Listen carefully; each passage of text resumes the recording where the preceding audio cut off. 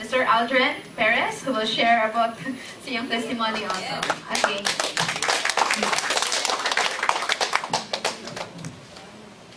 Good morning. Ako si Aldrin Perez. One ko sa Max Straight. So, akong testimonial sa Max is last 2010, December, na kuhan ko na ICU. Kay nakuhan ko na food poisoning, which is sepsis. So, ang cause ato kay low po immune system. So, na-admit ko December 2010, na-discharge ko January 2011. So, dito ko nagpasko o kuan, nag-New Year.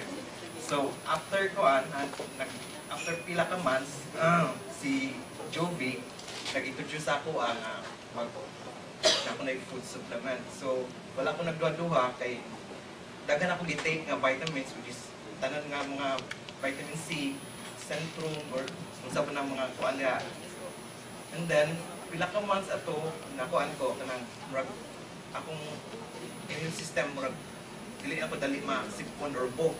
So, moto, kanang murag grabe kayo ang Max, grabe kayo naka-benefit sa akong health. So, one time po, sa akong wife o ako, nagkuhan ko kanang hilig kong mag-bike. So, nag-bike ni gikan sa Talamban padong sa kuhan, sa syudad. So, na-excite ko nga pamaol. So, pagka tomorrow to, so, wala lang. So, grabe kay Max, makakuhan sa lawas. So, ayaw mo pagdaduhang palit. So, kanang.